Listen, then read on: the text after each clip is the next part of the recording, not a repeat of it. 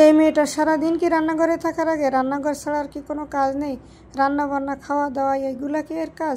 সারাক্ষণ রান্নাঘরে থাকা লাগে। আসসালামু আলাইকুম, কী অবস্থা সবাই? সবাই কেমন আছেন? আশা করি সুস্থ ভালো আছেন। আলহামদুলিল্লাহ আমিও বেশ ভালো আছি।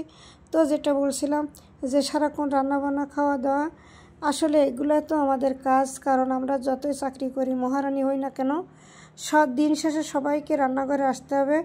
ছেলে মেয়ে বউ শাশুড়ি সবাইকে আসলে দেখভাল করা লাগে মেয়েদেরকে।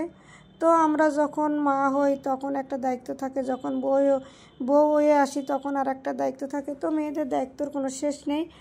তো এখন মনে করেন সব কিছুর দায়িত্ব মেয়েদের উপরে, রান্নাবান্না খাওয়া দাওয়া খাওয়ানো। মানুষের আসলে শ্বশুর শাশুড়ি থাকে, তারপরে দেবর ননদ থাকে, স্বামী, সবাইকে দেখভাল করার জন্য তো মেয়েরা, তাছাড়া আর কী করবে বলেন?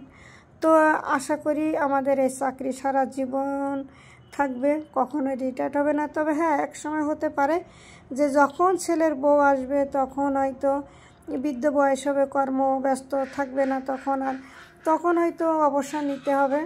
এছাড়া আর কিছু না। তো তেমন যদি বৌমা হয় তাহলে হয়। তো আশা করি আমি সেরকম হতে হবে, কারণ আমার একটাই বাচ্চা। তো আমার আশা করি আকাশবাবু যেমন ভালো, এরকম বউ হবে অনেক ভালো।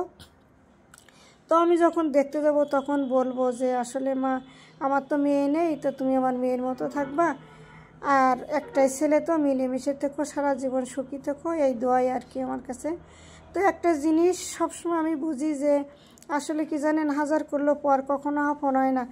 তো শাশুড়ি কখনো মায়ের মতো হয় না, আর বৌমা কখনো মেয়ের মতো হয় না, এটা সত্য কথা। তারপর আমি চেষ্টা করব তাকে ভালো রাখার জন্য, ভালোবাসার জন্য, ভালো থাকার জন্য চেষ্টা করবো ইনশাল্লাহ। বাদ বাকি আল্লাহর ইচ্ছা। তারপরেও তার মন মানসিকতা যেন ভালো হয়, আল্লাহর কাছে আমার এটাই চাওয়া, আলহামদুলিল্লাহ। কারণ মানুষের দুইটা তিনটা ছেলে, আমার তো একটাই ছেলে। তো আমার আশাটাও অনেক বড়। তো আশা করি আমার আশাটা পূরণ হবে।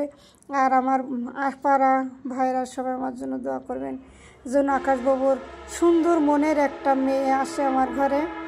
আমার বেশি চেয়ারার দরকার নেই, কিন্তু মনটা অনেক সুন্দর হবে। আসলে আমার অনেক ইচ্ছা যে আমার মেয়ে নেই, তো আমার পাশে পাশে থাকবে, সবসময় আমার কাছে কাছে থাকবে, অনেক ইচ্ছা থাকে। আসলে কি জানেন, সব বাবা মারই কিন্তু ইচ্ছা থাকে। তারপরও আমার ইচ্ছাটা হয়তো অনেক বড়। তো ইনশাল্লাহ আল্লাহ পূরণ করবে। তো কথা বলতে বলতে এই যে আমি মাংস রান্না করছি, মাংস বসাইছি, 2-3 পদে রান্না করব। তো কি কি রান্না করছি সেটা তো দেখছেন। আর আমার বকবকানিতে কি দেখবেন আর বলেন?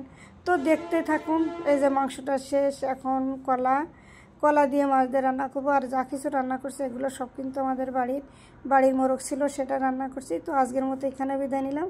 সবাই ভালো থাকবেন, সুস্থ থাকবেন, আল্লাহ হাফেজ।